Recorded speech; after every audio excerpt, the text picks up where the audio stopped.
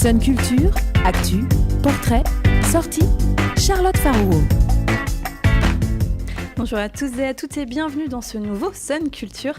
Alors ce mercredi matin, nous allons parler théâtre avec Philippe Bircel et Brigitte Ponce, respectivement directeur et programmatrice du théâtre de Poche-Gralin à Nantes même. Bonjour à tous les deux. Bonjour. Philippe, il y a un peu plus d'un an, le 20 novembre 2013, réouvrait le théâtre de Poche après environ 3 mois de travaux. Un théâtre que vous avez donc repris, bien que déjà très occupé professionnellement de votre côté. Alors d'où vous est venue cette passionnante mais également risquée idée de reprendre le théâtre de Poche ? C'est une idée un peu folle, effectivement, de reprendre ce théâtre parce que j'ai un autre métier à côté, mais c'est surtout la passion qui nous a fait partir dans cette direction. Et en effet, après avoir acheté le théâtre et puis fait les travaux, la première a eu lieu le 4 décembre 2013 et on est parti sur une programmation très enlevée tout de suite. Et on a tout refait dans ce théâtre. On a refait les sièges, la moquette, on a agrandi la scène, on a agrandi aussi un petit peu la capacité du théâtre et refait la devanture et tout. Et du coup, on est parti avec un joli petit théâtre maintenant et on est assez contents de nous, quoi. Vous étiez rencontrés tous les deux dans l'univers du théâtre ? Pas précisément, on se connaît depuis de longues dates et Brigitte nous a un peu entraînés dans son univers à elle, qui était plutôt le théâtre aussi, la chanson. Et du coup, on est monté un peu dans son train et c'est elle qui nous a embarqués dans cette aventure, on va dire. Après, c'est aussi notre passion qui a fait que on a voulu créer ce lieu, quoi. Alors Brigitte Ponce, justement, vous êtes programmatrice du théâtre. Quelles sont les grandes directions que vous avez souhaité prendre ? Alors c'est vrai le théâtre de Poche était souvent cantonné à une scène un peu dédiée à l'humour ces dernières années. Vous avez souhaité agrandir cette direction artistique ? Oui, c'est pas du tout pareil. C'est pas du tout pareil. Là, cette fois-ci, on s'adresse à un public très large. Un public éclectique, c'est plutôt une programmation pluridisciplinaire, comme on peut dire. Mais voilà, on pense au public, mais aussi on a envie de faire découvrir des choses avec des pièces qui sont... Enfin, quand vous sortez, vous apprenez quelque chose avec une certaine contenance. Tout n'est pas comme ça, justement. À 19h, on a surtout des pièces qui sont du théâtre musical. Cela permet d'amener... différentes personnes, même voire des jeunes, au théâtre et leur donner aussi envie de venir.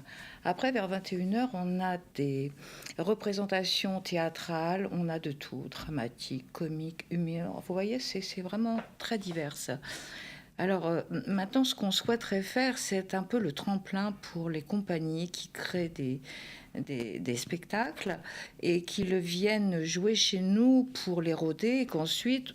et puis aller les diffuser dans d'autres lieux, comme le nôtre, aussi intimistes, en place, voilà.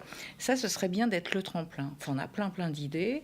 Ça fait qu'1 an qu'on est là, mais voilà, c'est bien parti. Ce qu'on constate souvent, notamment à Nantes, c'est que chaque théâtre dispose de sa propre troupe d'acteurs et qu'ils créent ensemble des spectacles tout au long de l'année. C'est souvent les mêmes têtes qu'on voit. Vous, c'est pas du tout ça. Ce cas-là. Non, justement. C'est pour ça que nous, on va accueillir quelques créations. Bien sûr, on en a eu 4 cette année et des artistes de la région, mais aussi on veut être un tremplin. C'est ce que je vous disais tout à l'heure, c'est que voilà, il y a des tas de troupes qui créent des spectacles, mais qu'ensuite ils sont freinés pour la diffusion de leurs spectacles. Et nous, on a envie de leur proposer. On fait une version plus light, comme ça va être le cas pour le mois de janvier, pour un spectacle, et ensuite permettre dans la région de jouer. C'est ça qui est très très important.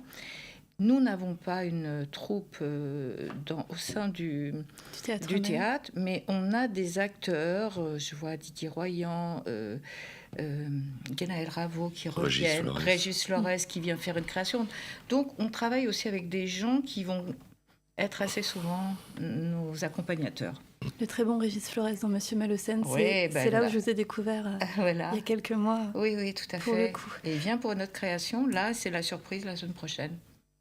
Vous l'avez vu, vous ? Non, pas encore. On a fait confiance, c'est Findras. Ça a l'air d'être un autre registre. Vous n'allez pas le reconnaître. C'est du comique et de la musique.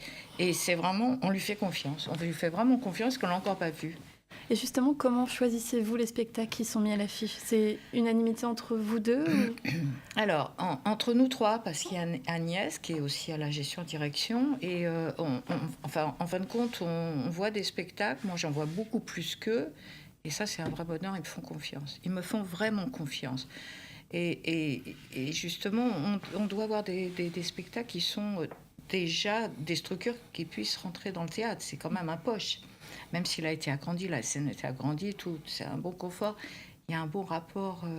Oui, la scène est beaucoup plus proche du public. Spectateur, c'est intimiste. Donc, il faut déjà choisir des spectacles qui vont dans ce théâtre, ou s'ils ne vont pas, en tout cas les adapter. Et ensuite, essayer de ne pas penser qu'à soi, mais penser aussi au public. Voilà. C'est très dur, parce que c'est d'abord des coups de cœur, mais voilà. Ensuite, on en parle si on les a vus ensemble. Et si vraiment on a un coup de cœur, on demande à les programmer. Sinon, bon, voilà, il y a des discussions. Il y a des discussions, mais ça se finit très, très, très bien. Là-dessus, c'est super. Toujours en accord. Donc, ça veut dire que vous vous baladez également sur Paris ou sur Avignon, dans des festivals? Beaucoup. Avignon, oui. On va voir tout ce qu'on ne peut pas aller voir entre-temps. Paris aussi, et la région, partout. Vous parlez de diversifier donc le public. Il y a également des spectacles proposés aux plus jeunes, pour le jeune public. Ça va commencer. Celui qui est parti en quête de la peur, voilà, je vais y arriver, qui commence la semaine prochaine, c'est la première fois. Il y a énormément de travail dans ce théâtre. Il faut tout refaire, redonner une réputation à ce théâtre. Donc on s'est attaché déjà à cela et on va commencer à diffuser des spectacles pour enfants à partir de Noël. Et jusqu'aux vacances de Noël, jusqu'à la fin de l'année justement, qu'est-ce qu'il y a de programmé? Alors, il y a la boîte de Pandore, c'est ça qui fonctionne très très bien. Un petit bijou. Il y a de très bons retours, autant des spectateurs que de la presse. Non, c'est super. Actuellement, j'ai eu un article encore très récemment. Vous êtes heureux, vous, de ces retours? Bien sûr. Parce on est ravis. C'est vraiment... Enfin, c'est de l'impro, mais sont des fous sur scène. Sont des fous. On n'a jamais vu ça. Les gens rient aux éclats. On a fait salle comble samedi, mais salle comble. Ils en ont même rajouté. Ils n'arrivaient pas à partir. Et c'est vraiment un petit bijou parce que c'est le public qui fait le spectacle. En fin de compte, vous n'y attendez pas. Il vous pose des questions et ensuite, ça part dans tous les sens. Et c'est diabolique. Franchement, là, pour le coup, je ne m'attendais pas à ce qu'on a vu samedi soir. Samedi soir, c'était... Mais c'était de la folie. On peut dire ils sont fous. Ils sont fous, ils rentrent dans des délires pas possibles. Les spectateurs, c'est interactif. Enfin, ça fait une explosion de joie. Une explosion de joie, sincèrement. Donc le spectacle est programmé jusqu'à la fin de l'année? Jusqu'au 20. Jusqu'au 20. D'accord, il faut se précipiter. Oui, parce que là, c'était complet. Et puis les gens, franchement, étaient épatés. Ils ne s'attendaient pas à ça. Puis même nous, je crois qu'on ne s'attendait pas à ça. On l'avait vu 5-6 fois auparavant, parce qu'ils sont là depuis le début du mois. D'accord. Mais samedi soir, avec une salle pleine, ça a été une folie. Donc là, le bouche à oreille a bien fonctionné. Voilà, oui. Donc voilà, c'est sensationnel. Alors ensuite, on a Piano Rigoletto. Alors là, c'est une leçon de musique, on va dire plutôt loufoque. Ça nous entraîne dans tout un univers, les pianos-bars, ce qui se passe dans les pianos-bars pour les artistes. Alors on traverse plein de musiques comme ça. Ce qui se passe aussi quand on a connu les disc-jockeys, les balles d'antan. Alors on traverse comme ça toute une histoire avec la musique. C'est plein d'humour, c'est vraiment magnifique. Et puis c'est magnifiquement bien interprété. Et puis Alain Bernard est quelqu'un de formidable aussi, ce qui fait qu'on a des spectacles pour le mois de décembre qui sont quand même festifs. Ça, c'était une volonté quand même. Voilà, on voulait que les gens sortent avec les yeux brillants. L'esprit de fête. Voilà, qu'ils soient très très heureux et ça fait plaisir. C'est plein tout le temps. Vous avez également des vidéos alors qui sont mises tous les mois ou tous les 2 mois qui rappellent la programmation tout à aussi. fait. Qui sont... Sur le site internet, oui, il y a des vidéos qui passent. Qu'on peut regarder allègrement. On fait un gros travail de communication à ce niveau-là. Tous nos spectacles sont préparés. On a un programme qui est diffusé là, 5000 exemplaires, c'est ça? Ouais. Ensuite, on a un site qu'on alimente en photos. Je suis également photographe, donc je fais toutes les photos. Chaque soir, on les diffuse le lendemain. Donc, on abonde énormément Puis il y a des captations tous les réseaux. vidéo aussi, voilà, les captations. Voilà. Voilà. Ah, voilà les dernières photos de Pandore, mais même en les regardant, on a envie d'y aller parce que c'est incroyable. Moi, je les regardais, j'avais encore envie de rire alors que c'était plus que des photos, Le c'était des spectacle était instants passé. passés. Voilà. Quand on parle de culture et d'accès à la culture, alors il y a souvent quelque chose qui peut freiner, c'est le prix. On essaie de parer à cela, puisque là, on va prendre le pass culture, on a la carte Sésame, on fait des cartes d'adhérents. D'ailleurs, on donne des cours On a des aussi. tarifs réduits Pour pour les enfants, pour les étudiants, pour les chômeurs. Alors, c'est un petit lieu quand même, un lieu de 100 places, donc il faut le faire vivre. Il y a quand même du personnel. Oui, voilà. Donc, il ne faut pas l'oublier. Mais en tout cas, on est très ouvert à cela. Et quand je vous disais qu'on voulait mettre des spectacles musicaux, théâtre musical, et on fait aussi des concerts de jazz, des concerts de gospel, c'est pour attirer toute forme de personnes, pour leur dire que c'est une culture pour tous. Oui, c'est pas restreint. Non, pas du tout. Non, théâtre, absolument pas. Comme on a l'habitude. Et c'est très dur parce qu'il faut vraiment réfléchir à ce qu'on va faire. Je dis pas que c'est parfait. C'est la première année. On peaufine. Alors justement, si on pouvait dresser un bilan de cette première année, pas seulement économiquement, mais au niveau des retours des spectateurs et des artistes qui sont passés, c'est positif pour vous? Oui. C'est à 100% positif. Oui, le retour, oui. Et ils vont revenir, ils ont très envie de revenir. Il y en a qui veulent même plus partir.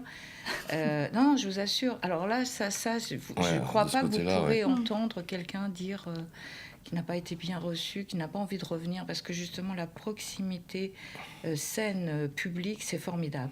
Même la proximité avec vous, parce qu'on peut vous rencontrer avant le spectacle, après on est le spectacle. On est toujours là.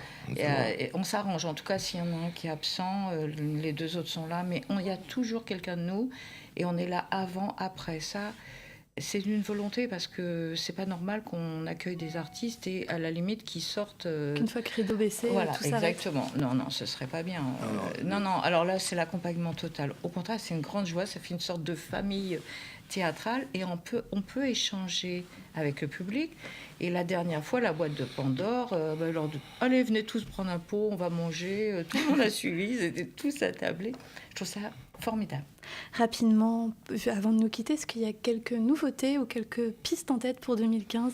Ah oui. Déjà ? Oui. Alors là, je vais vous parler de cela parce que si on a un petit peu de temps, on accueille en janvier Neige Noire. C'est une création, ça sort de la cartoucherie La Tempête à Paris, là où j'ai travaillé pendant 10 ans. Et c'est absolument fabuleux, c'est la vie de Billie Holiday. J'y suis allée, j'ai vu ce spectacle, c'est grandiose, sauf qu'il faut tout réduire à l'état poche. Une chanteuse magnifique, 2 chanteurs et danseurs magnifiques, une scénographie formidable. Et ça, c'est cette vie de Billie Holiday qui est une vie passionnante et j'aimerais bien que tout le monde vienne la découvrir. Et ces chansons ont marqué. Tellement. Merci. Oui. Ça fait plaisir. Ça fait plaisir. Merci beaucoup à vous deux d'être venus nous voir ce matin. Alors pour retrouver plus d'informations, il y a le site. Tout à fait. Il y a le Facebook également où vous mettez régulièrement les photos, les informations. Et puis à très vite. N'hésitez pas à revenir dès que vous le souhaitez. Merci. Au revoir. Au revoir. Merci.